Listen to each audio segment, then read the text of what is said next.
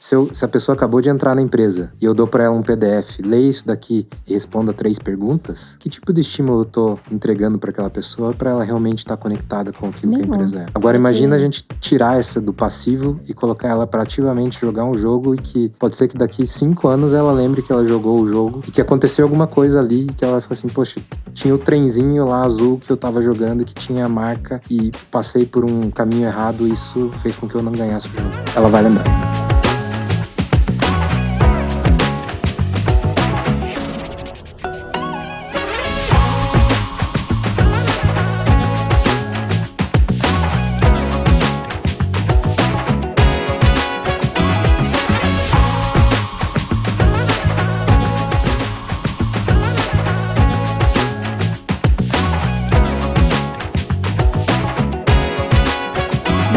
Boa tarde, boa noite. Eu não sei em que momento você está vendo esse conteúdo. Você está na JGTV, que é o seu canal de comunicação, empreendedorismo, desenvolvimento humano. E agora nós somos também mais, JGTV+, agora na TV+, canal por assinatura, em várias cidades do Rio Grande do Sul, Santa Catarina e TV Web. Os dados devem aparecer em algum momento aqui embaixo para você acessar e nos seguir também toda quarta-feira, às 22h30, na programação da TV+.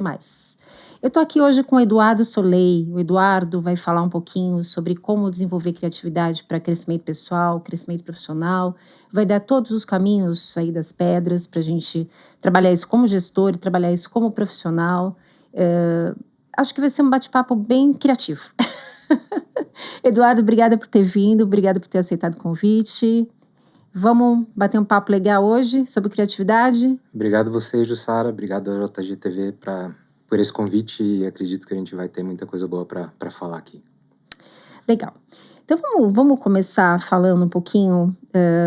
Eu acho que existe um conceito aí um pouco ultrapassado, errôneo, enfim, de que a criatividade é coisa de carreiras artísticas, que é uma coisa, que é um dom, enfim, e que não tem nada a ver com o mercado corporativo. Na verdade, tem muito a ver com o mercado corporativo. Eu queria que você falasse um pouco sobre isso. Sim, é natural as pessoas colocarem ou linkarem isso a carreiras que demandam, né? O design, o artista, o cantor, são super criativos para criarem suas artes ou suas canções, etc. Mas a gente esquece de olhar que todo dia dentro de uma empresa precisamos ser criativos, ainda mais dentro do ambiente que nós temos, de capacidade de recombinar os recursos que a gente tem para encontrar soluções. E até se nós olharmos essa capacidade humana, que é essa recombinação, e olharmos até para o World Economic Forum, do quanto as habilidades do futuro são requeridas, né, para que as empresas possam atingir seus objetivos e nós, enquanto indivíduos, também consigamos nos desenvolver, o pensamento criativo está como o quarto mais importante nesse processo. Nossa, é bacana. Entre todas as habilidades que estão no top 10, por exemplo, tem Big Data, tem tecnologia, mas habilidades humanas são top 5, né? Então, não podemos esquecer dessa capacidade de trazer a criatividade para jogo. E aí a gente sai, então, desse conceito de que é para artista e traz para a nossa realidade, para a nossa base, e que se uma área da empresa consegue fazer uma redução de custos, por exemplo, de algum processo, ela foi criativa nesse processo. Sim. Né? E aí nós, como gestores, ou nós, como empresa, temos que entender como estimular isso e tornar isso algo natural. Né? E aí a gente pode, ao longo do nosso papo, falar sobre cultura, sobre ambiente e tudo que vai proporcionar essa capacidade das pessoas voltarem a serem criativas, porque nascemos criativos e ao longo do tempo a gente vai perdendo essa capacidade de combinar novas coisas porque a gente vai entrando em alguns padrões ao longo da vida, né? Legal. A gente sabe que o empreendedor brasileiro é bastante criativo, né?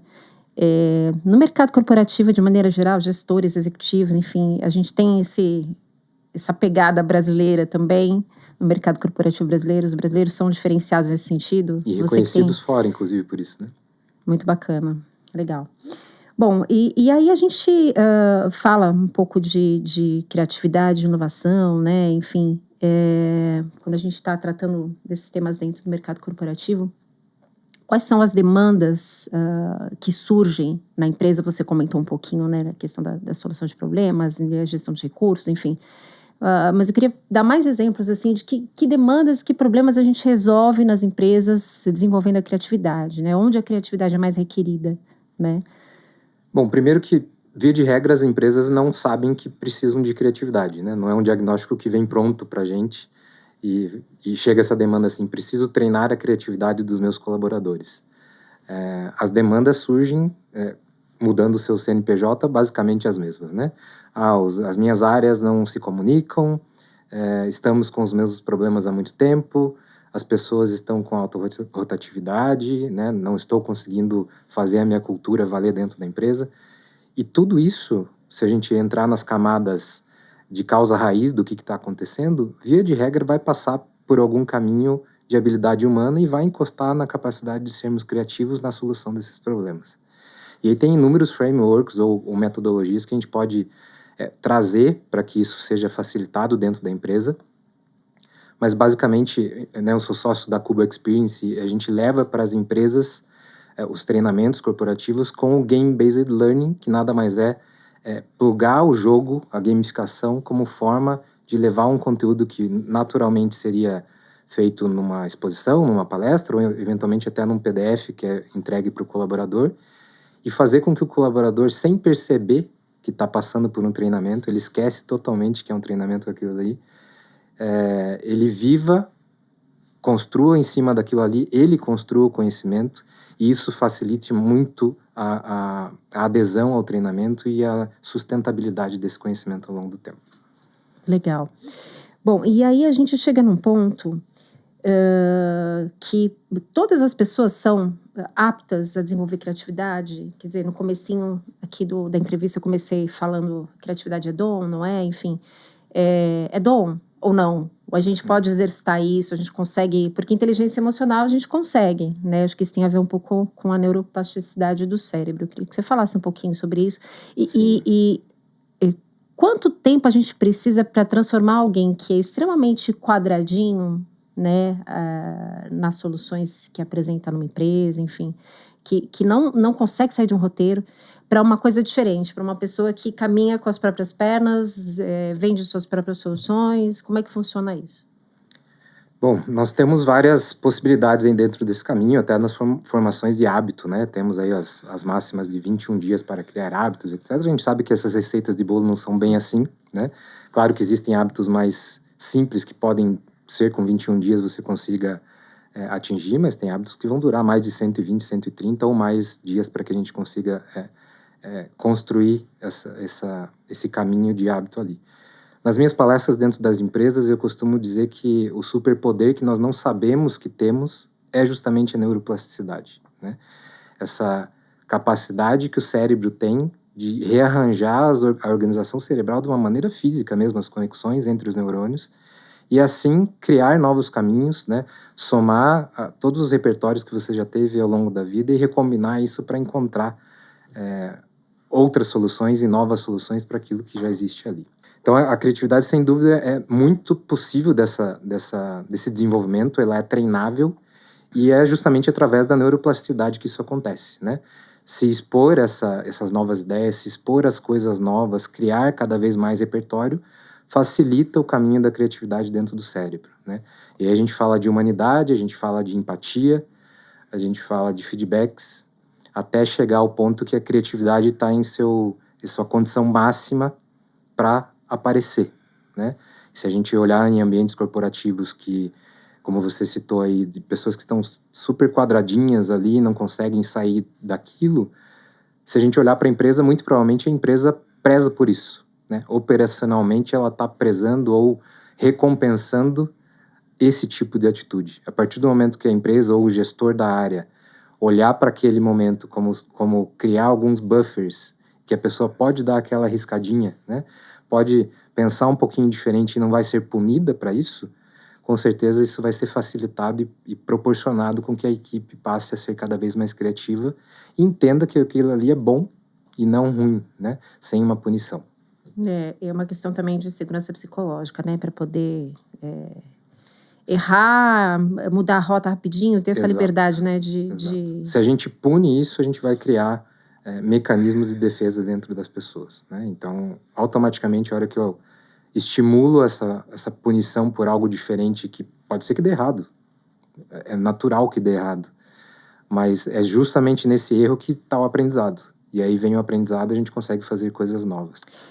Na conversa prévia aqui, a gente falava sobre a questão de estar no modo sobrevivência, né? E muitas culturas acabam ativando esse modo de sobrevivência nos seus colaboradores, e aí fica inviável, né? Você desenvolver qualquer tipo de skill, né? De maneira geral, né? A pessoa fica ali preocupada em atender os desígnios do seu gestor ou do roteiro da empresa, né? É muito complicado. Quando a gente está olhando sobre a luz da neurociência, a gente está falando sobre uma região do cérebro que se chama amígdala, né? A amígdala está responsável pela sobrevivência.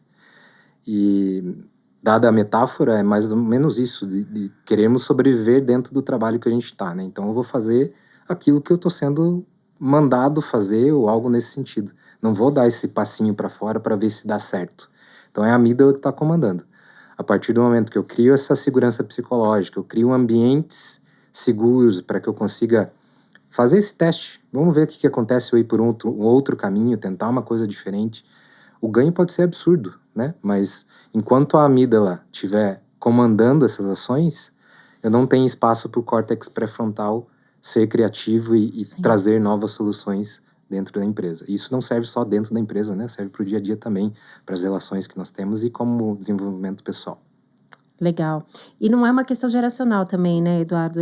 A gente tem um clash geracional nas empresas, você tem da geração X, a geração Alpha trabalhando juntos, enfim, juntas. E essa questão do desenvolvimento da criatividade, ela vale para qualquer faixa etária. Não tem esse mito, né, de que as gerações mais novas têm maior capacidade de adaptar. Não, hoje em dia, até porque a gente está vivendo num conceito de longevidade, né, de carreira, em que a gente está precisando se reinventar aos 40, 30, 50, 60 anos aí, né, até para continuar longevo na carreira, né? Exato. O meu sócio, inclusive, mandar um abraço para ele, o Thiago, que fica em Portugal, a gente tem uma operação lá também. Legal. O Thiago sempre fala nos workshops de criatividade que ele entrega que a criança, né, vem com essa criatividade totalmente desbloqueada. E ao longo do tempo, durante a escola, a gente tem que passar por alguns padrões, né? A professora já fala que você não pode gritar e não pode cantar durante a aula.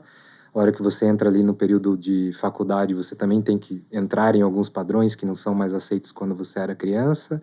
A hora que entra no mercado de trabalho, mais ainda, né? Aí você tem que se adequar à cultura da empresa ou do setor que você está trabalhando. E a gente não olha para isso, né? Que o quanto isso vai tolhindo a capacidade de sermos criativos ao longo do tempo. Sim. A gente também conversava um pouquinho antes da nosso papo agora que é natural que essa criatividade ou essa neuroplasticidade que comentamos agora há pouco, ela vá perdendo um pouco da sua função ao longo do tempo. Sim. Quanto mais a idade chega, menor a capacidade do cérebro de ter esse superpoder que eu comento. Mas a gente tem hacks para manter isso sempre ativo, né? Então sempre está se expondo a coisas novas, um idioma novo, um instrumento musical novo, uma viagem nova, público novo, um tema de livro novo, né? Então esses estímulos que a gente dá para o nosso cérebro faz com que o nosso cérebro crie caminhos novos e entenda que essa neuroplasticidade pode sempre estar ativa. Novas conexões sempre. Então não tem nada a ver. Claro que tem uma questão biológica, né, fisiológica da geração, mas sim, podemos ter jovens que estão tão quadradinhos, né, que não conseguem pisar fora ali daquilo que foi estabelecido para ele, quanto pessoas mais experientes que são extremamente criativos porque estão sempre se estimulando a isso acontecer. Você falou essa coisa do jovem ser quadradinho também. Eu acho que a gente tem um risco muito grande dessa juventude, dessa molecada que está entrando no mercado de trabalho, deles perderem essa questão da criatividade pelo uso de inteligência artificial, pelo uso da internet de maneira geral, enfim. Com a questão da comunicação, que é outra skill super requerida no mercado de trabalho, a gente já percebeu que eles perderam um pouco a capacidade de se comunicar adequadamente, né, de se posicionar, enfim. Você acredita que a IA possa, de alguma forma, bloquear o desenvolvimento da criatividade? Bom, a IA tá aí, né? Não existe como a gente regredir daquilo que já está posto. Sim. Agora a gente vai ter que aprender a usar de uma maneira adequada, aquilo que nos faz bem e não aquilo que vai nos nos fazer regredir enquanto seres humanos. Eu volto ao tema do World Economic Forum, né? Dentro dos top temas ali de habilidades de profissional do futuro, 7, eu acho que das 10, top 10, são habilidades humanas, e dentre elas está a habilidade social, que entra a comunicação. E a comunicação não só você transmitir uma informação ou conseguir falar com alguém. O poder da escuta. Escutar, né? Parece que a gente está perdendo cada vez mais essa capacidade de ter paciência de escutar o que o outro tem para falar. E de interpretar texto, né? De interpretar a mensagem. A diferença do ouvir e escutar, de interpretar. Então, quando a gente olha para essa geração que está cada vez mais presente no mercado de trabalho e pluga a IA, a gente tem que entender que a IA veio para potencializar o que cada um tem de melhor. Sim. A gente também conversava antes sobre a importância dessa diversificação de perfis, né? É extremamente importante que a gente tenha várias casinhas com diferentes perfis para que potencialize-se o resultado final. Porque se eu só tiver a pessoa que acabou de entrar no mercado de trabalho e que talvez esteja com o cérebro super acelerado, mas que não tem essa capacidade, por exemplo, de parar e ouvir o que está acontecendo, de analisar o que está acontecendo, justamente porque ainda não está maduro o suficiente para isso. Se a gente olhar para o amadurecimento do cérebro em termos fisiológicos também, ele vai acontecer lá pela casa dos 25 anos. Sim. Né? Então, a gente está querendo que algo aconteça, mas que a nossa fisiologia não deixa. Nosso cérebro é o mesmo há milhares de anos.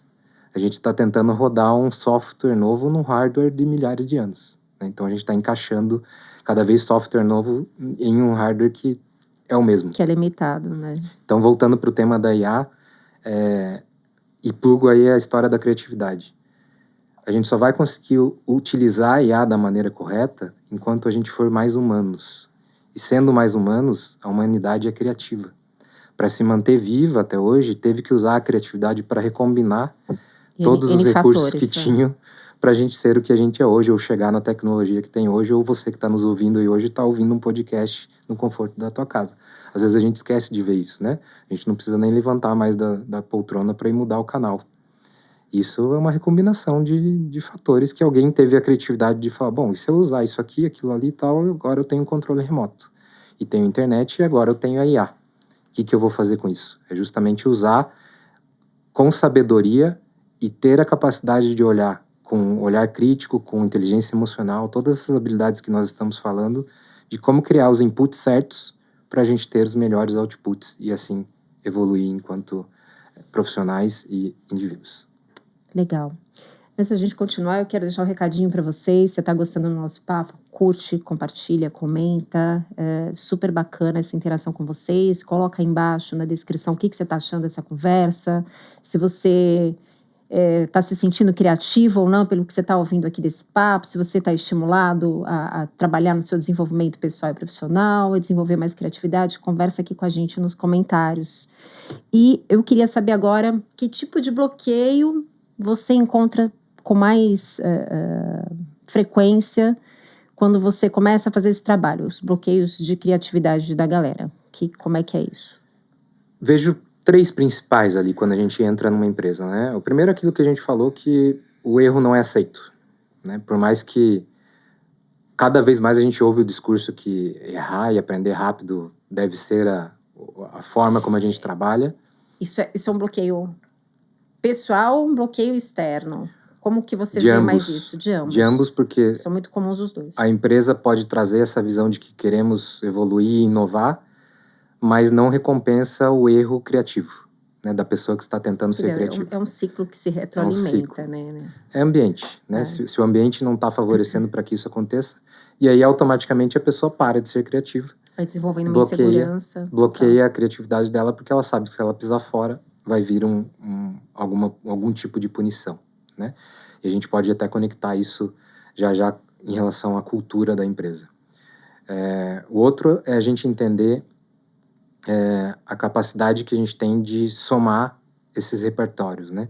A gente fica sempre no mesmo lugar, a gente não cria novas conexões, e aí as pessoas querem fazer algo diferente, ou os gestores querem que o seu time faça algo diferente, mas não são estimulados para que façam coisas diferentes. É recompensado o padrão, é recompensado o operacional, e não aquilo que vai gerar novos negócios ou novas possibilidades dentro da empresa. O que eu vejo, Eduardo, a gente fala muito de lifelong learning, né? De aprendizado contínuo ao longo da vida e ao longo da carreira.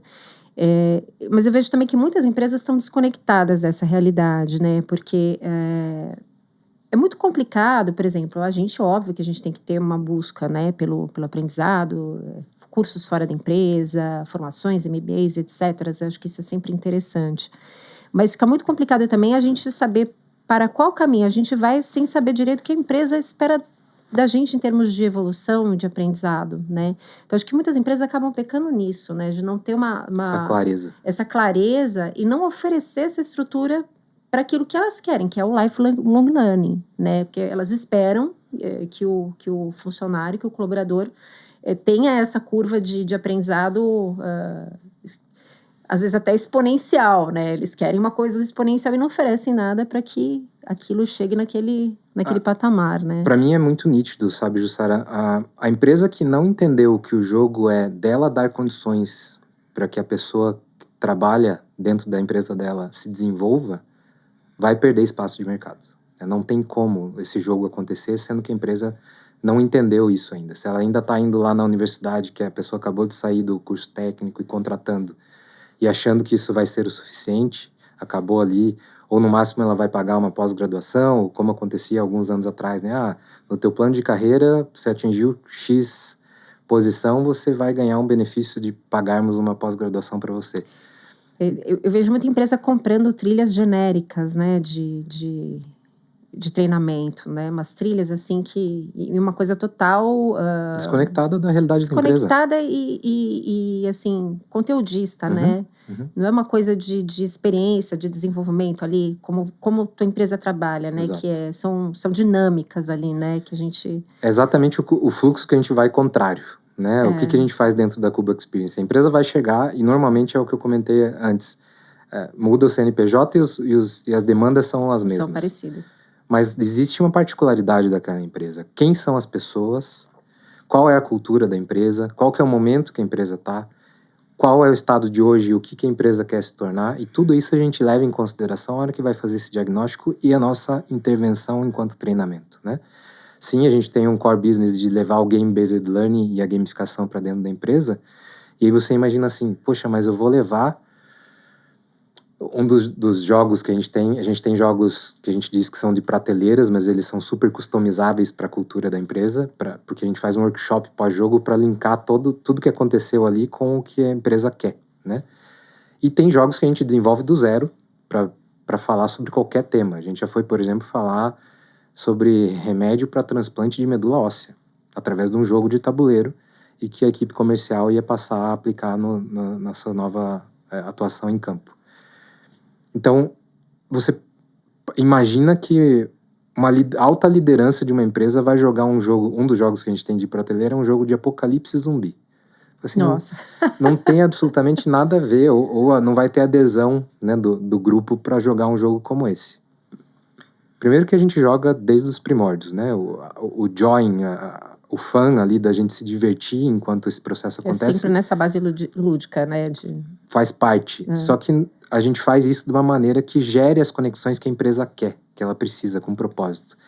E a hora que você vê grande liderança, alta liderança, jogando um jogo de apocalipse zumbi, e depois entendendo que tudo que eles fizeram durante o processo, que eles vão ter que ter gestão de recurso, pressão do tempo, comunicação, empatia, escutativa, tudo acontecendo porque foi desenhado para que esses comportamentos fossem exigidos durante essa dinâmica. A hora que a gente faz o workshop, muitas vezes a hora que eu pego o microfone para começar o workshop pós-jogo, eu não preciso falar nada. Porque ele entende o que ele acabou de cometer e ele entende também que ser humano é repetição, né? O Aristóteles falava há mais de 2.000 anos atrás que somos o que fazemos repetidamente. E ali, durante o pós-jogo, ele fala assim, nossa, eu deixei de fazer a minha equipe ganhar ou do objetivo coletivo do jogo ser alcançado porque eu não me comuniquei. Eu não fiz aquilo que eu falo, inclusive, para minha área, para os meus colaboradores fazerem. E aí sim eu consigo criar isso dentro da cabeça dele de uma maneira ativa, né? Que ele acabou de passar por uma experiência e fala assim, é mesmo. Em vez de eu ouvir uma palestra sobre comunicação, eu faço com que ele perceba como ele se comunica e aí sim conto para ele o que está acontecendo e como que seria o modelo ideal para a gente fazer. Legal. Então aí está onde a gente conecta de uma maneira super personalizada dentro das empresas para levar qualquer tipo de tema, qualquer tema. A gente já falou de montagem de amortecedor, a gente já falou do transplante de medula óssea, cultura, onboarding, processo seletivo, enfim, absolutamente qualquer tema a gente consegue plugar o game-based learning, a gamificação, e em diferentes níveis, né? Desde estagiários e aprendiz até C-levels. A tua empresa está sediada em Santa Catarina, a base principal dela? A base é São Paulo, no Brasil. Temos aqui a nossa base. Eu acabei de migrar para Santa Catarina agora porque é um mercado que a gente entende que é muito possível de estarmos lá mais presentes. Legal. E temos uma operação em Portugal que a gente atende mundo por lá, né? A gente já atendeu mais de 20 países. Ah, que bacana. A gente tem todas as nossas soluções em português, inglês e espanhol. E Brasil todo também, né? Brasil todo. Em novembro passado a gente estava no interior do Pará, que bacana, dando um treinamento para o maior produtor de banana do Brasil. Então você fala assim, nossa, como é que conseguiram plugar isso lá, né? Tá existindo um movimento bem interessante, né, Norte-Nordeste, assim, de profissionalização da gestão, de gestão de pessoas de maneira geral, num nível mais avançado, gestão estratégica de pessoas, né? Existe esse movimento, a gente tem clientes muito importantes, inclusive em Recife, Fortaleza, algumas capitais que estão incentivando, inclusive, que grandes empresas estejam presentes lá e estão abertas a isso. Né? A coisa está saindo um pouco, né, do eixo Rio-São Paulo aí, né? Exatamente. Claro que o grande mercado está aqui, mas a gente vê que existe essa movimentação, essa migração, justamente até pela abertura do mercado que tem lá, né? Das empresas conseguirem benefícios e que estão presentes em outras áreas. E a gente olhar para o lado humano também, né? Eu conversei com algumas pessoas nesses clientes que a gente tem lá, deles falarem assim, poxa, aqui eu trabalho, o escritório de um desses clientes, eles olham para fora na janela e veem o mar. Certo. Faz total e diferença. E aí a pessoa não quer voltar para cá ou para algum lugar que, né, tá imersa num ambiente que muitas vezes até é meio hostil do ponto de vista humano. Então cada vez mais tem isso, sim. Tanto Recife, como é o caso desse cliente, quanto Floripa, ali onde eu tô próximo hoje. E isso faz toda a diferença para a criatividade, inclusive, né? Essa vista para o mar, né? Eu lembro que eu trabalhava na Secretaria de Agricultura aqui em São Paulo, que a minha janela dava para o Jardim Botânico. Né? Então, é outra coisa, né? Do que você trabalhar numa salinha ali de 34 metros quadrados, no escritório fechado, sem sol, sem nada, ar-condicionado, né? Faz uma diferença Cada total. estímulo diferente desse te dá munição para você ser cada vez mais criativo, ou não só, né? Aquilo que nós falamos das habilidades humanas. De maneira geral, as skills. E aí a gente, estamos falando de ambiente físico, mas vamos falar do ambiente corporativo também. A gente chega na questão das culturas, né? Que dentro de uma cultura empresarial, o que pode ali haver de mais estímulo para a criatividade e o que realmente é uma furada, é um bloqueio total, é uma coisa que vai impedir que aquela empresa desenvolva as equipes e que chegue num patamar de inovação que ela deseja, né? Porque aqui a gente está falando de criatividade, mas criatividade e inovação estão interligadas de maneira quase que natural, né? Não só isso dentro da empresa, mas inovação principalmente. É interessantíssimo esse tema e se deixar a gente pode ficar pelo menos 2 dias falando sobre cultura aqui. Temos meia hora ainda para falar sobre isso. A cultura, quando a gente começa a olhar em camadas mais profundas, e se a gente quiser traduzir isso de uma maneira menos abstrata, eu vejo quase como um programa de incentivo, né? A gente constrói esse book de cultura e para colocar isso em prática, muitas vezes é difícil, é árduo e causador, e até quando a gente participa de empresas que recém se fundiram e tem choques de cultura, etc. O principal é nós pensarmos que estamos fazendo os resultados através de pessoas. A gente não consegue fugir disso. As pessoas que vão criar os resultados, as pessoas que vão alcançar esses resultados. E se essa cultura não contempla e não valoriza essas habilidades que tanto a gente está batendo e sendo até repetitivo aqui durante a nossa fala, vai ter atrito durante esse processo, né?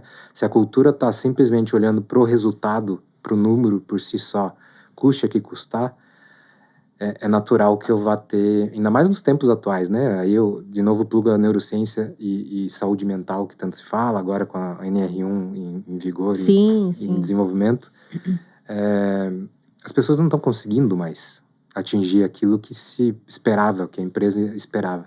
Então, se a cultura não olhar para esses indivíduos e criar condições ideais para que eles atinjam os resultados de uma maneira sustentável, a gente vai ter problemas seríssimos, como a gente já está vendo. O número de afastamentos de pessoas é gigantesco.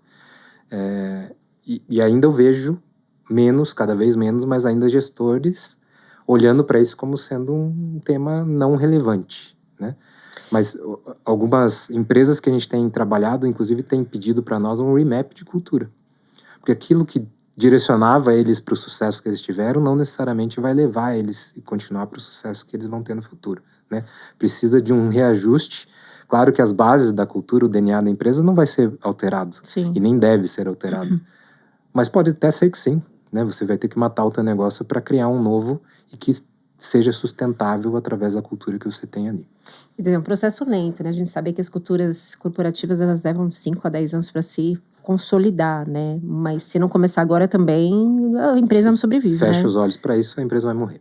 Isso é um fato. Legal. Eu vejo muita liderança ainda com uma cabeça de que se tornar líder é alcançar um patamar maior numa empresa, mas do ponto de vista da gestão do negócio, do projeto, enfim, e esquece que também é a gestão de pessoas, né? Alguns até, eu já comentei isso aqui em outros episódios do JG, do quadro JG Desenvolve, aqui falando de desenvolvimento humano.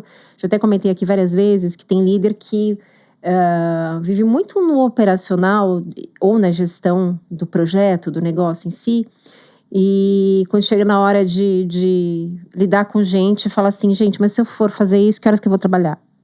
Né? Uma coisa desconectada, ele não vê aquilo como... pelo resultado e não pelas pessoas. É um pouco isso, a desconexão entre resultado e pessoas, que é exatamente isso que você falou, né?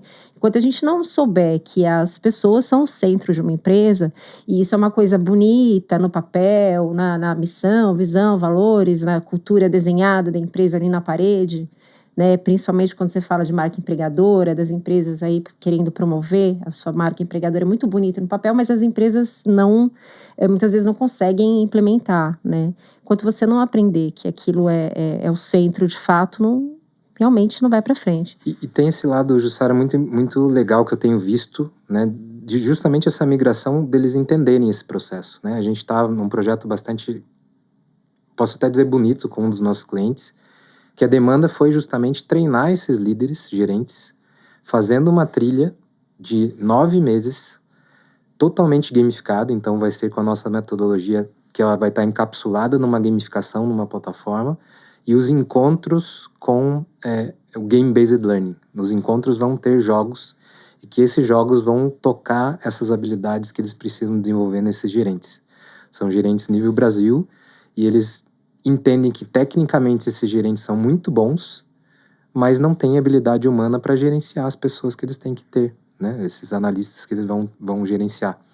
Então ali eu tenho tema como branding, personal branding, como ter a postura diante de um cliente, como fazer a resolução de um conflito, negociação, parte de vendas, accountability, que eu contei para você agora há pouco, que estava dando um treinamento outro dia falando sobre isso e o quanto é importante termos isso como DNA dentro da empresa, essa responsabilização sobre o problema ou sobre uma solução, e que muitas vezes a gente tenta simplesmente tirar da sua, né, do seu ali e colocar nas outras áreas. Não, eu sou, como líder, eu sou responsável por aquele resultado, sim. Mas o porquê que aquilo ali não saiu como deveria sair, né? Quais são, dentro de todas as áreas envolvidas, o que aconteceu? Vamos sentar aqui, vamos resolver. Então eu tenho visto esse movimento, por mais que lento ainda, das empresas olharem essa necessidade do desenvolvimento não só técnico. E que também a gente pode fazer um desenvolvimento técnico com o jogo, né? Sim. Comentei contigo, a gente já fez implementação de nova planta de amortecedores com jogo. E Legal. foi muito bom. Até o feedback do cliente foi de que, além dos colaboradores entenderem a nova planta, serviu para eles terem um posicionamento na porção ideal da planta, da linha de produção mesmo, de que cada um cada colaborador teve mais facilidade durante o jogo, eles já posicionaram nas fases corretas ali. Mas essa responsabilidade do gestor e das empresas de desenvolverem as pessoas com habilidades humanas é o diferencial daqui para frente. Tem muita gente que acha que investimento em desenvolvimento humano não é exatamente investimento, é gasto, né, Eduardo? Acho que a gente precisa mudar um pouquinho essa visão, né? Sim, eu sou chamado às vezes para dar algumas palestras em eventos e uma delas, dos temas que eu toco é justamente isso, sobre o ROI e o ROE, né? O Return on Investment, o ROI, e o ROE, Return on Expectations. Os dois têm que funcionar, né? Os dois têm que ser atingidos de alguma forma. Claro que fica de uma maneira um pouco mais abstrata a hora que a gente fala assim, contratei um treinamento de um dia, né? Para que falemos sobre comunicação e criatividade. É muito difícil de você conseguir mensurar qual é o impacto que aquilo ali aconteceu mediante o valor que você pagou por aquele treinamento. A gente sempre fala que a gente não consegue fazer mágica, né? A gente consegue incluir o treinamento Sim. e o desenvolvimento das pessoas ao longo do tempo. Não que as ações de um dia não sejam importantes, né? De novo, a neurociência presente esses dias dopaminérgicos, né? Que as pessoas saem de lá energizadas, são extremamente importantes. Mas existem mecanismos como a gente consegue medir esse ROI, até cálculos que já foram desenvolvidos, que a gente mede esse return on investment das áreas que demandam e pagam pelo treinamento. Mas existem sim ainda pessoas que veem isso como uma forma de simplesmente gastos ou cumprir protocolos, né? E aí entra o que a gente vai contra, né? A nossa empresa vai justamente contra esse fluxo, porque a gente vai entregar o ROE primeiro, e daquele treinamento totalmente satisfeita. Daí ela fala assim, poxa, eu quero ter mais treinamentos como esse. E aí automaticamente a pessoa que contratou o treinamento, ela vai falar assim, nossa, pela primeira vez ou raramente acontece da gente ter um NPS altíssimo e que as pessoas falam assim, você poderia contratar mais treinamentos como esse. E quando a gente faz isso ao longo do tempo, é natural que o resultado comece a aparecer. E aí conecto com tudo que a gente falou aqui sobre habilidades humanas e a repetição dessas habilidades ao longo do tempo. E isso é legal, porque assim, eu entrevistei aqui a Daniela Diniz, em algum momento esse episódio vai pro ar, falando dos 30 anos do GPTW, né, que tem um ranking, o selo, né, Great Place to Work, as melhores empresas para se trabalhar e tal. E eles têm muitos dados sobre isso, falando inclusive que desenvolvimento humano, quando você pega um NPS alto, né, de um curso, quer dizer, não é à toa, porque é isso que os colaboradores estão buscando nas empresas, né? Assim, salário é uma demanda, né? Um bom salário, benefícios e tal, mas a questão de desenvolvimento pessoal e profissional já é uma demanda bastante grande quando um candidato está buscando uma empresa para trabalhar, né?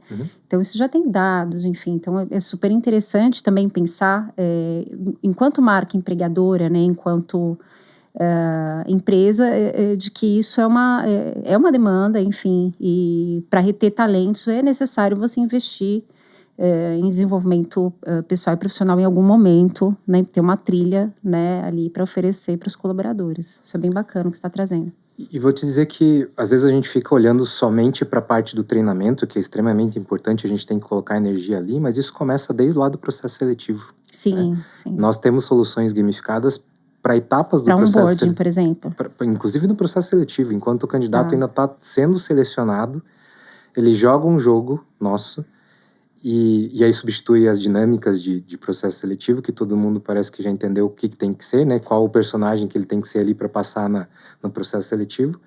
Ou seja, ele nunca jogou aquele jogo, ele não sabe o que ele tem que fazer. Não sabe o roteiro, não sabe nada. E ele vai ter que exercitar todas as habilidades que a gente está falando ali. E aí isso é uma informação valiosíssima para a pessoa que está fazendo a seleção, né? O cara que não consegue ouvir o colega que está no processo seletivo com ele, muito provavelmente, a hora que ele entrar ali na empresa, ele vai continuar atuando da mesma maneira, né? Mas você também pega aspectos positivos da pessoa, a hora que ela é um líder, naquele momento que está 5, 6, 10 pessoas dentro de um jogo nosso, num processo seletivo, participando dali, e tem uma pessoa que levanta a mão e fala assim, gente, vamos organizar isso aqui, a comunicação não está funcionando, descrevam aí o que vocês estão vendo e agora a gente vai... Então, automaticamente, quem está por trás disso e observando esses elementos, consegue pegar que o candidato X tem aquela habilidade e que é um indicativo muito positivo para ele assumir uma vaga que ele queira, né? Legal. Bacana. E aí você quer falar um pouco mais sobre as dinâmicas que vocês oferecem, assim, tipos de dinâmicas, exemplos, por exemplo, a gente está falando aqui de criatividade, mas vocês não trabalham só com essa demanda, né? Tem liderança, comunicação, tem as diversas skills aí requeridas, né, pelo Sim, Fórum sim, sim. Econômico Mundial. Absolutamente todas as human skills relacionadas ao mercado de trabalho, a gente toca nelas de alguma maneira com os jogos e treinamentos que nós temos, né? Nós temos jogos que são, como eu disse, de prateleira, e que se a empresa quiser que a gente vá entregar amanhã, a gente tem condições de entregar e fazer um bom trabalho customizando esse pós-jogo que eu comentei com você, né? De fazer essa ligação do que aconteceu ali com aquilo que a empresa quer, se é para falar de uma comunicação, das equipes trabalhando em silos, etc. Então tem jogos, dinâmicas, vamos dizer assim, de jogos. Escape game, né? Não sei se já tiveram a oportunidade de passar por um escape game, mas basicamente você tem elementos lá que você vai ter que ir descobrindo como avançar ao longo daquele jogo, né? Senhas, enigmas, etc. Então, por si só, a dinâmica do jogo exige que a pessoa seja criativa, que ela combine elementos, que ela combine cores, senhas, palavras, etc., para ir avançando e chegarem no resultado final. Mas tem o do Apocalipse Zumbi, que eu comentei contigo, que num primeiro momento pode soar estranho e que tem tudo a ver com a empresa, porque a qualquer momento no Apocalipse Zumbi pode ter algum evento, né? Uma horda de zumbis, uma radiação, etc., que acontece durante o jogo. E que nada mais é o que a gente passa no dia a dia dentro da empresa. Você tá lá tocando o teu dia, de repente acontece alguma coisa, né? Mudou a regra do imposto. Acabou de sair a nota nova sobre a nova regra de imposto. Pô, você tava tocando de um jeito, né? Tava jogando futebol, o árbitro veio e falou que agora é basquete. E você vai ter que se adaptar a essas mudanças. Tem jogo para falar de comunicação, a gente tem um jogo super legal de cartas que as pessoas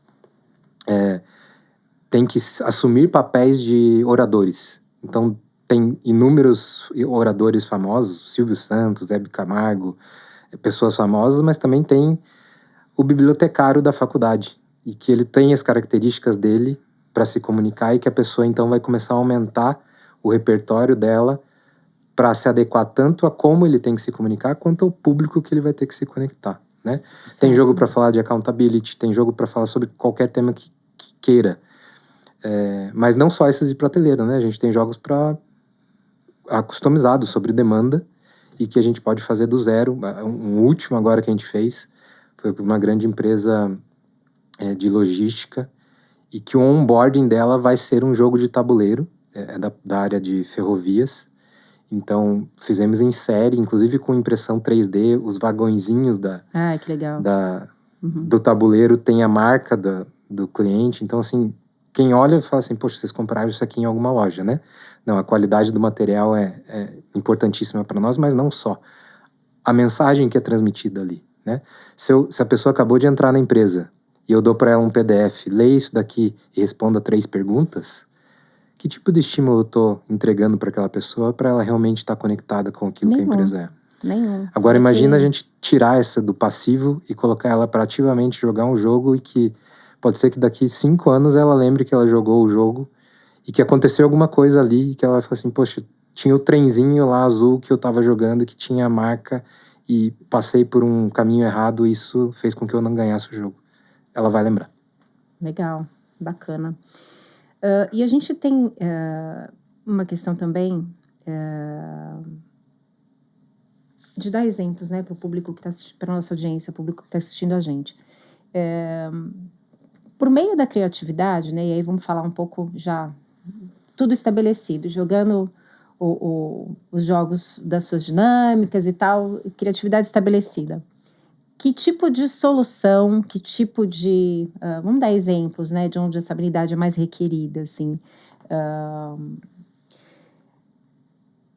Solução na carreira e no dia a dia da empresa, né? Onde que a gente aplica a criatividade, de que jeito e quais são as demandas que surgem nesse mercado? Eu De novo, trago o ambiente que nós vivemos, principalmente nacional, né? A todo momento a gente é desafiado a criar novos mecanismos, porque a gente tem que fazer mais com menos, Sim. né? Aumentar a margem com mais É a questão gastos, do recurso, né? com recursos ou menos pessoas, ou menos recursos financeiros, ou qualquer que seja a origem desse recurso, ou até tempo, né? A gente esquece dessa variável do tempo que está para jogo em toda a nossa vida, não só no ambiente corporativo.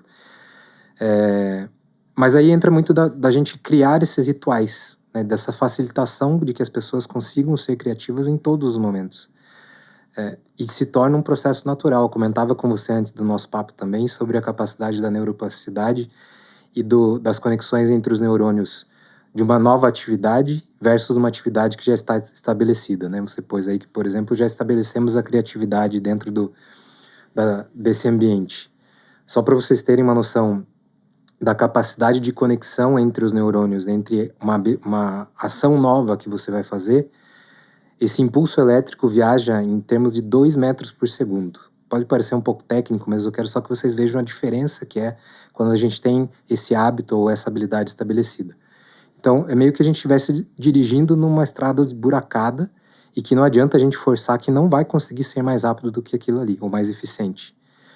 Então, numa situação nova ou não estabelecida, a gente faz esse impulso elétrico entre neurônios em 2 metros por segundo. Uma vez estabelecido esse caminho, a gente passa a fazer o mesmo caminho a 120 metros por segundo.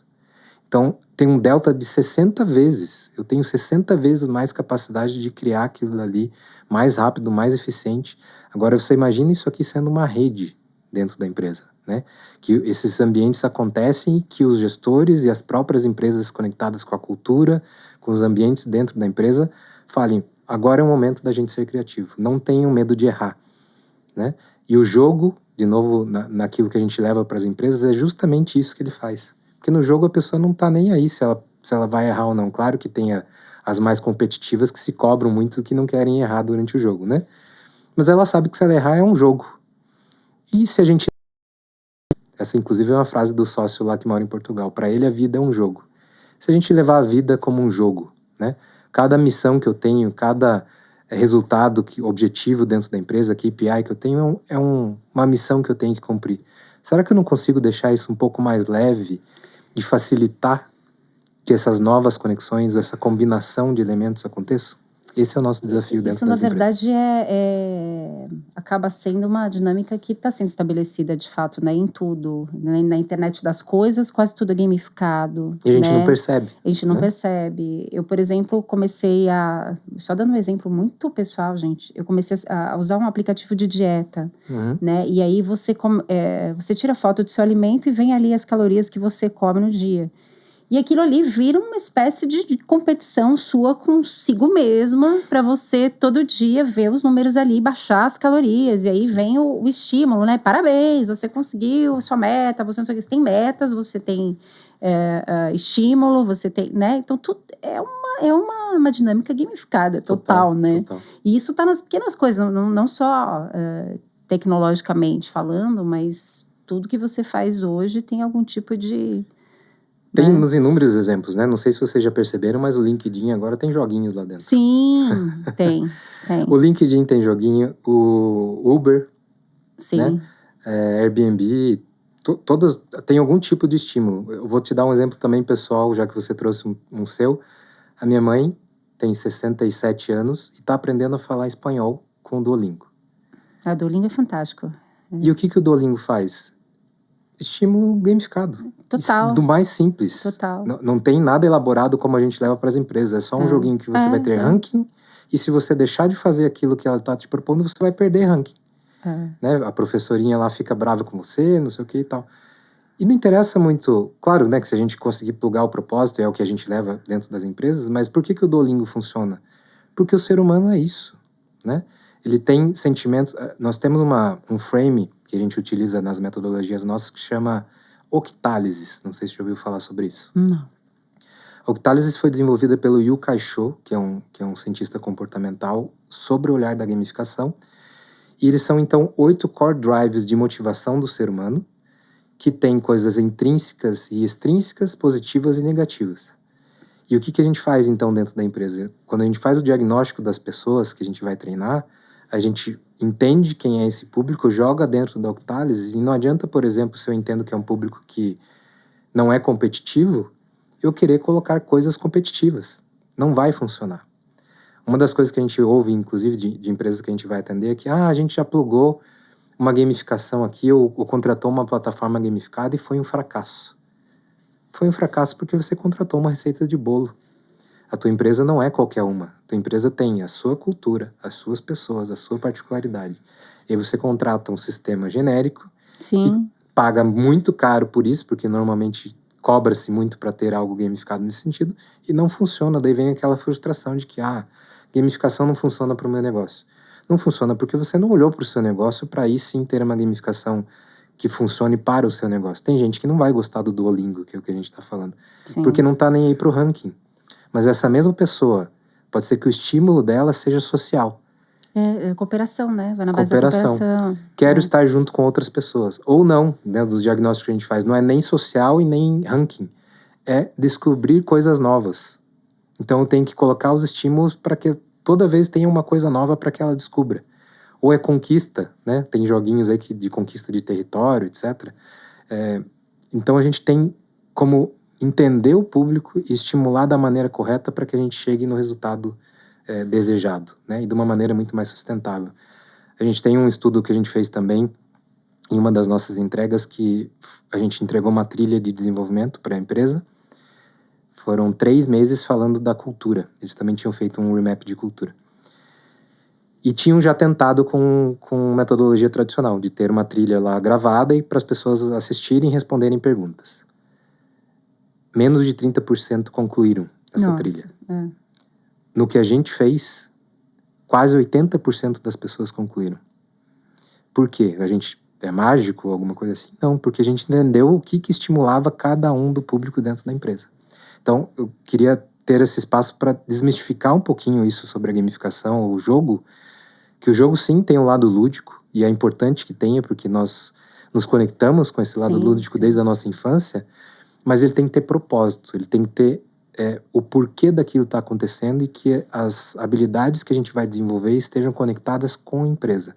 Se você chegar amanhã, contratar uma plataforma gamificada e não funcionar, é justamente porque você não olhou o porquê que você estava fazendo daquilo aí e quem são as pessoas que vão consumir aquilo aí. Quando a gente fala hoje de trabalho remoto, né, e que as empresas... remoto não, híbrido, né, na verdade, as pessoas têm cada vez menos motivação para ir para a empresa no dia do presencial, né? Pode ser um momento da empresa para aplicar esse tipo de dinâmica, para trazer essas demandas, né, para trabalhar essas demandas de formação, de desenvolvimento pessoal, profissional, da sua equipe, né? Eu acho que é interessante a gente ver por esse lado, né? Porque as pessoas, de fato, não têm... Você vai lá para fazer a mesma coisa que você consegue fazer em casa, vai pegar 2 horas de trânsito, não faz sentido, né? Ou então para ter uma reunião chata, aquela coisa que podia ter sido um e-mail, né? Enfim, acho que essas dinâmicas trazem um pouco também essas soluções, né, para esse tipo de arranjo das empresas, né? Para as empresas pensarem as jornadas dos colaboradores de uma forma que faça mais sentido para elas. E a gente tem muitos cases, inclusive, que a gente faz híbrido, né?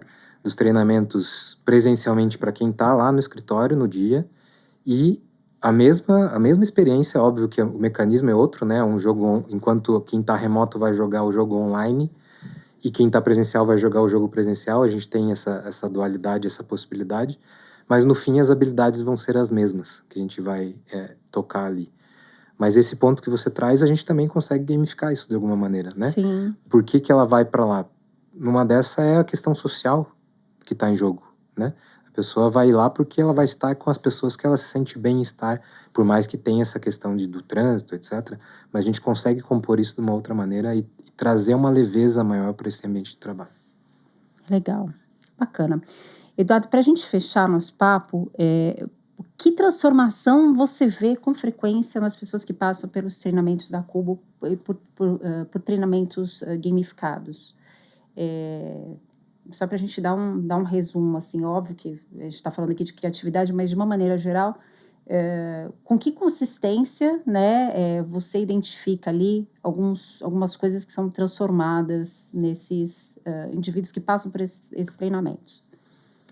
Eu tenho alguns pontos aí. Um é que, inclusive, uma vez eu estava dando um treinamento e uma pessoa chegou em mim muito feliz por ter passado por um treinamento gamificado, porque achou diferente. Até então a empresa não trazia coisas diferentes assim. Mas ela comentou uma coisa que é justamente o que a gente faz. Que há 20 anos atrás, quando ela trabalhava em uma grande empresa, ela passou por um treinamento gamificado e era o único treinamento que ela lembrava durante a vida inteira dela.